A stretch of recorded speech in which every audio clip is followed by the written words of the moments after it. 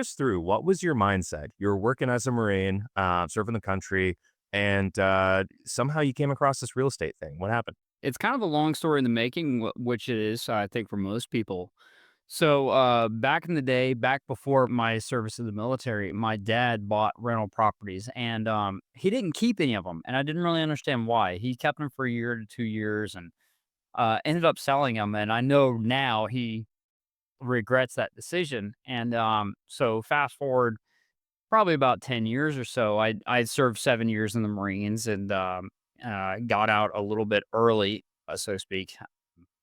And I ended up going into law enforcement because I had a hard time transitioning to civilian life, which a lot of military members will attest to that. It's kind of a hard transition for us. You go from being in like a high threat like job where you're overseas for a long period of time waiting to basically get shot at or blown up, etc. And you train for that constantly, and then all of a sudden you get thrown back to being a civilian, and it's not a way of life. It's not an everyday occurrence where that happens. And so I ended up going into law enforcement after being out of the military for, I think it was 2.5 years. And I that happened during COVID, right? So during COVID, was recently released from FTO, which is field training officer, somebody who's over me that does basically on job training.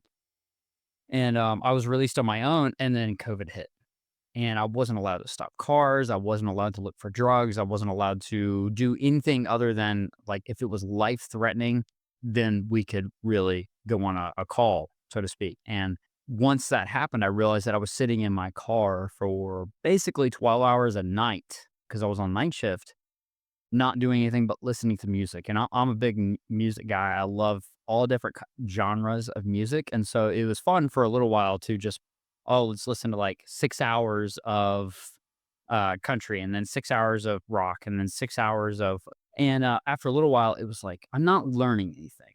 I just realized I was listening to a lot of music, but I wasn't learning anything. So, well, why don't I try this thing that my dad did years ago, and I'm not entirely convinced that he did right, which was real estate investing. And literally the first podcast that I listened to was Master Passive Income, which is with Dustin Heiner.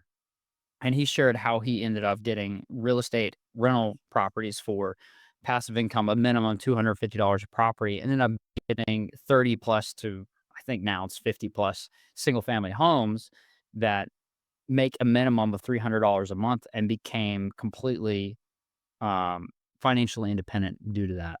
So I was like, well, how hard is this? Listen to that. And basically the rest is history after that. Yeah. So you listen to Dustin's podcast. Dustin's a man, by the way. I sat next to him on a bus in like Scottsdale, Arizona at some conference, and he was there just teaching people and, doing his thing. So really cool that you guys are connected and now you work together. Tell me about that. Yeah, so that was a pretty wild, like, journey. So, I started in his program as a student and all this other stuff.